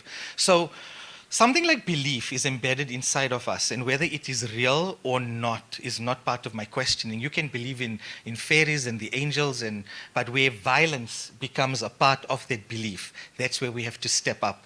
So when it comes to the narrative of the Tokolosh, you do find that there is a religious and cultural almost split that would take place.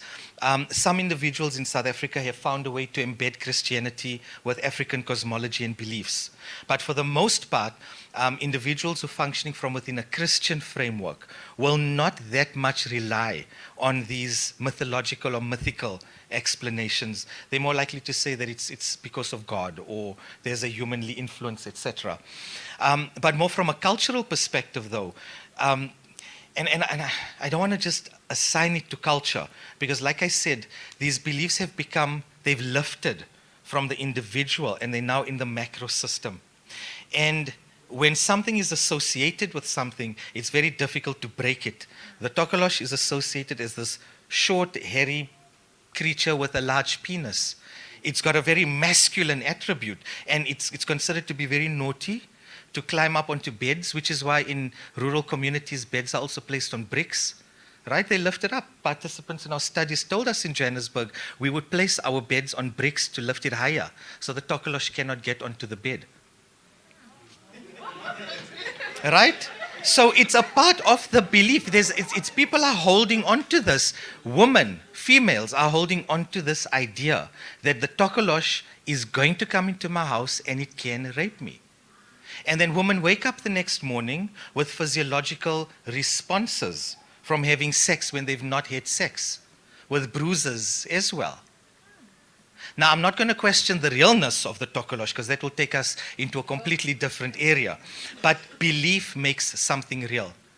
If I believe in something, it is very likely to form part of even my psychological makeup. And that's where the danger comes in with religion and belief. Just to answer the question again about, is religion and culture a protective factor? Yes, it can be a protective factor to BV, but at the same time, you have men, even in the Muslim community where I come from, who are saying that, no, but I should be violent towards my wife because teachings say you should be violent, but it's not. It doesn't say that. Men are interpreting and reinterpreting religious rules to suit their violent ways. I hope that gives some form of answer. But yeah. I think I just wanted to that question on are we optimistic if our culture will evolve to a point where it won't continue to influence or cause gender-based violence. I'm a cynical person ordinarily in most things. I see the not see the worst. I see the best in people, but but I'm cynical. Right, generally speaking.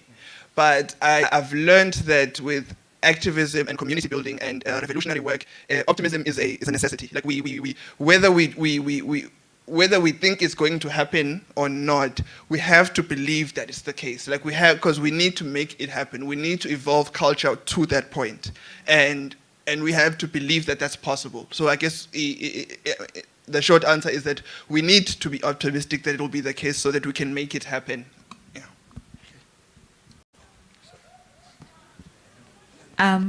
Oh, it's my turn.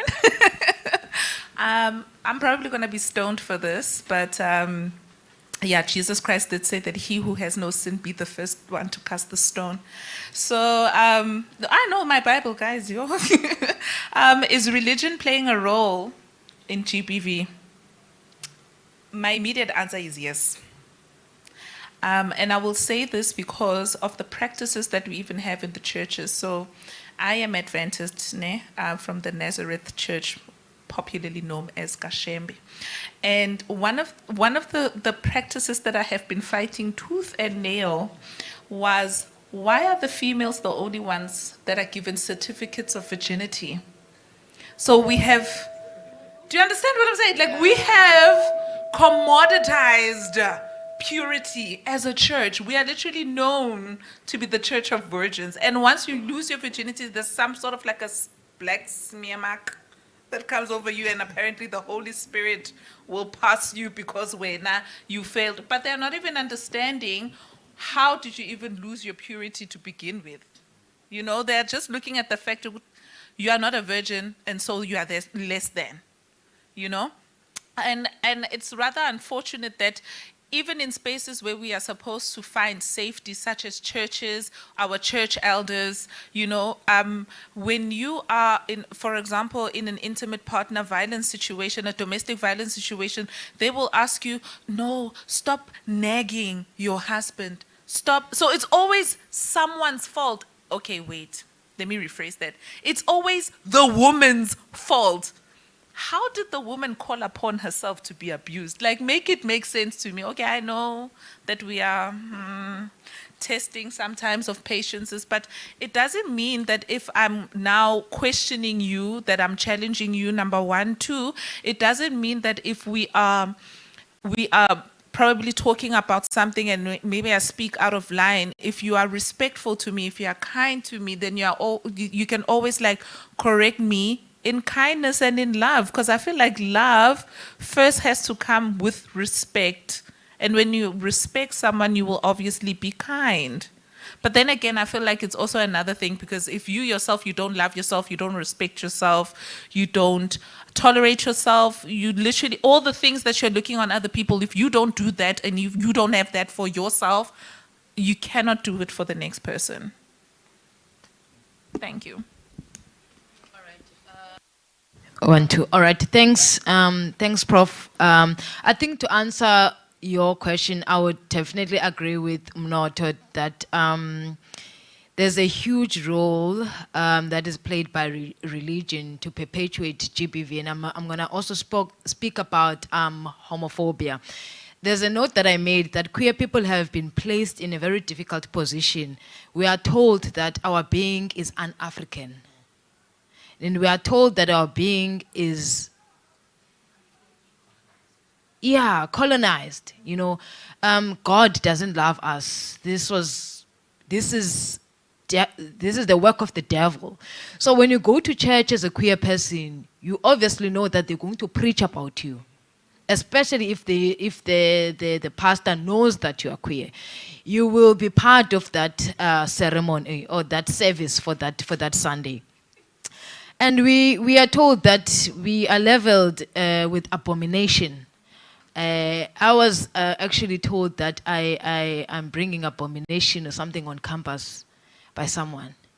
So religion, it does play a huge role, especially with homophobia. Thank you.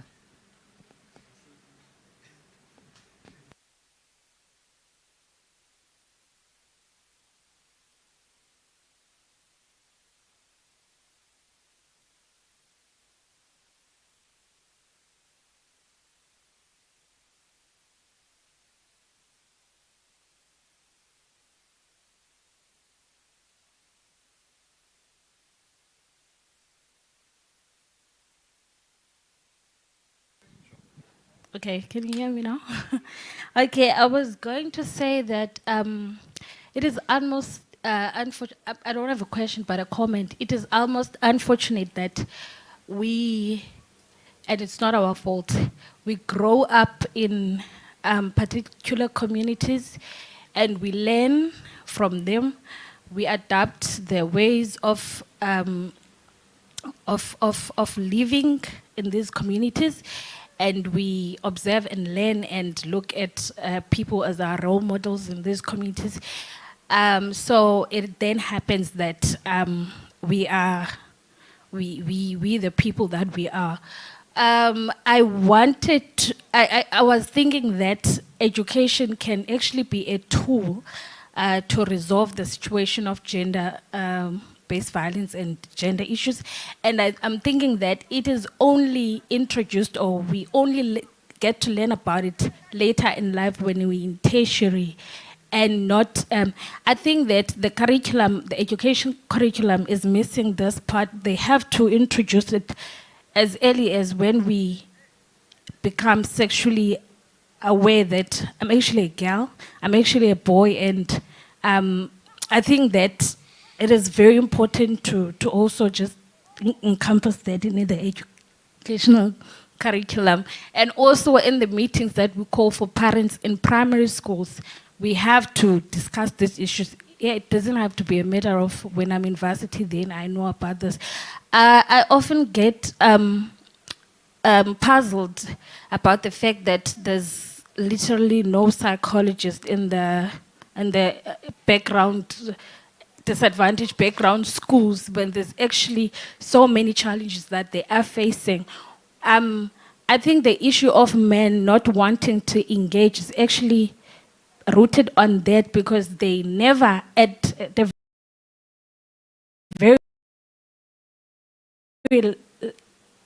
early age, they never learn that there's actually something called psychologists, and this is what I have to go. So it is very important that we look at encompassing these when we creating our education curriculum. Thank you.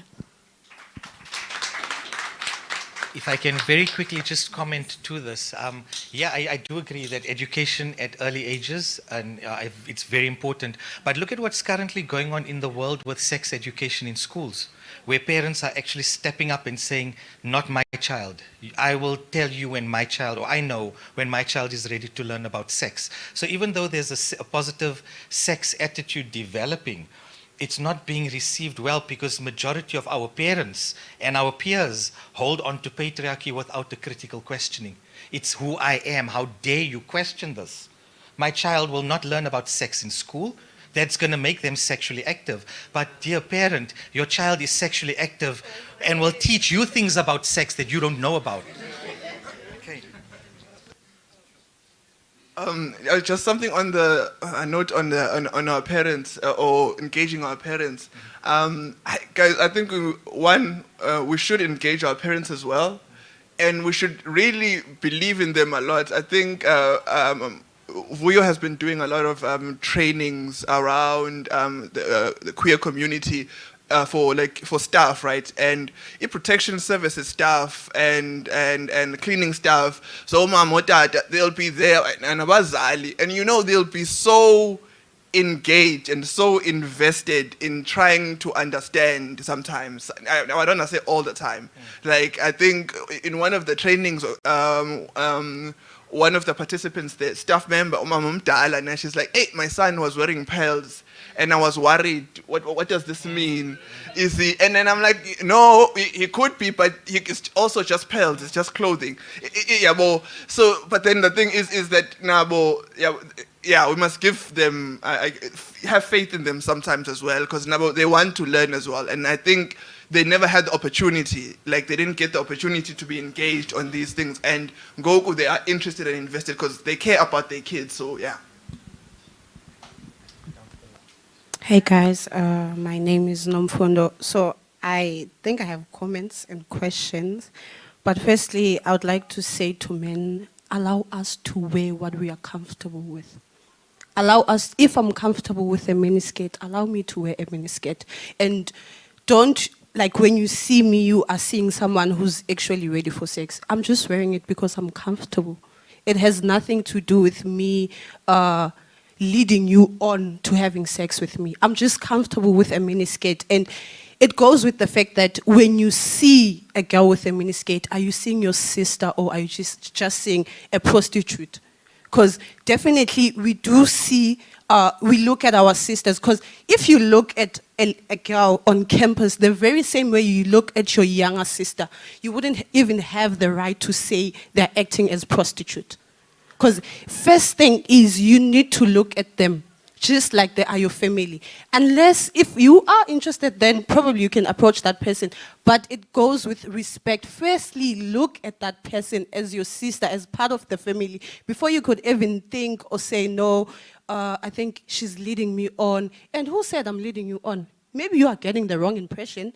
I'm just being nice to you and you're just getting the impression that I'm leading you on, which is sometimes it's not that case. Okay, and my question is directed, I would say, to the sergeant and Vuyo, which is, in the police, when you guys go and study, do you actually teach upcoming police people to actually, when they are taking a case, to leave their religion aside and discuss on the case? Because I'm saying on terms of Uguti, a lot of my friends have been saying when we try, they're part of the queer community, when we try to report cases, first question they're asked is, to begin things with? What do you want from a girl? Because you're not supposed to date a girl. We as a community are given that stereotype, ATA, a woman is supposed to date a man. And if they don't say that, then the next thing they would say is, oh, Ganene, it's lesbians, ama lesbians are hetana. What's that supposed to mean? Does that mean Uguti every time like you should treat me badly just because of I'm part of the lesbian community? And to think about it, most people who are police do carry religion every time they interpret a case. And I so wish every policeman and woman in the police station was part of the Buddhism, because Buddhism is the only religion that allows people who are homosexuals.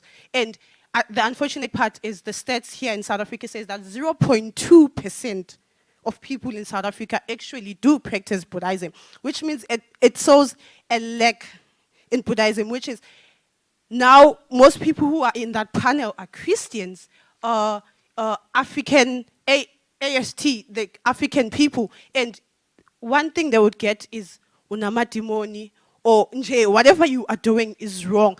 Like, my question is, are they really training police to take the case as it is and not try to infuse their ideas, their religion inside the case?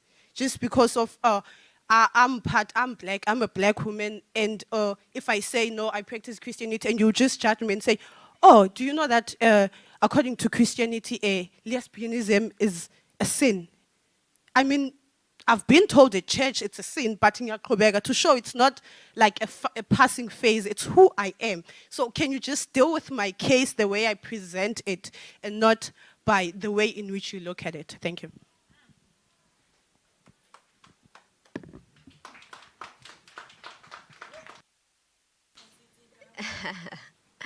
Unfortunately, thank you for the question, but unfortunately now, I have to represent the South African Police Service, right?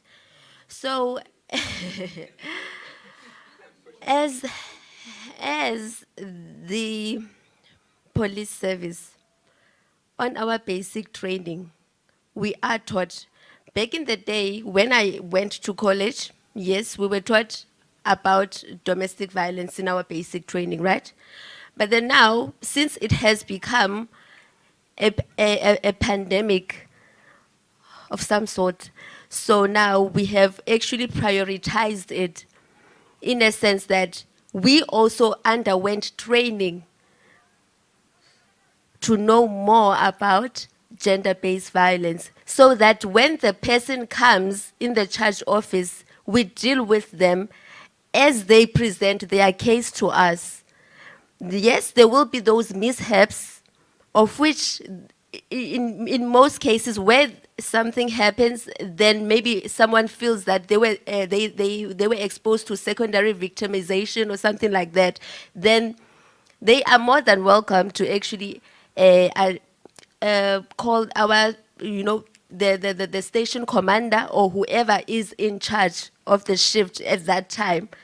If they feel that, okay, still their case was not dealt with the way they would have preferred it, or they still feel that they were victimized and then it was not dealt with the way they wanted it to have been dealt with, yes, then by all means we do have our community police forum, of which the likes of Umnotho, hence we try by all means to actually deal with our community so that everything is approached in many directions, not only from our point of view, because sometimes we find that as the police, people somehow, I don't know, people still have this thing against police of attacking police, and we are only human beings, yes, and we are bound to make errors, right?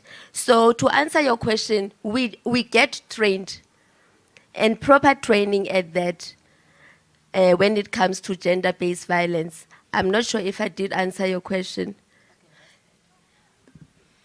Oh, I'm just going to add one more thing. I want to make a proposal to the sergeant that I can come and train the police in terms of sensitization on LGBTQI issues, even on issues such as using gender-neutral language and pronouns and things like that, just to respect the person when they come. I think that's what Nomfundo was actually asking about, the secondary victimization that queer people experience at the hands of police, at the hands of, also at the hands of people working at the hospitals, right?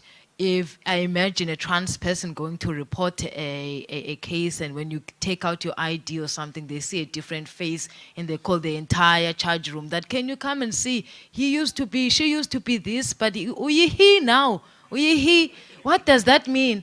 You see? So we can, as we are saying, we're trying to foster a culture where we can work with the police and even to sensitize on issues related to the queer community, to better your understanding and how to deal with cases related to queer community and queer individuals as well. I'll just invoice you. That's not a problem. Thank you.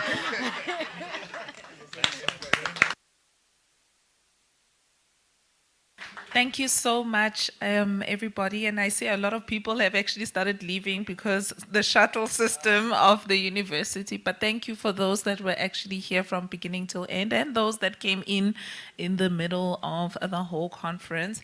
I think now that we have exhausted our Q&A, I'm pretty sure our panel is quite parched. We've reached the end of our program. However, I would like to call upon again our director of CANRAD, Prof. Bheki Ngomezulu, to give us our vote of thanks and for us to put our jackets back on again and prepare to feel the stomach. Over to you. Stomach politics. Over to you. Ladies and gentlemen, I'm mindful of the fact that the time is against us.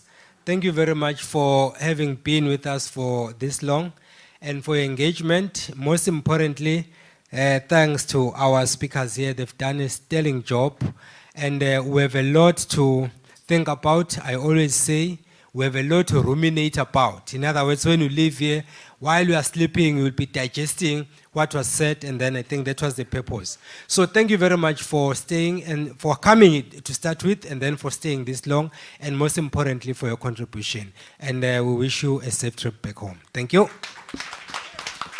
Asidleni lapho DJ usunga dropping ngoma.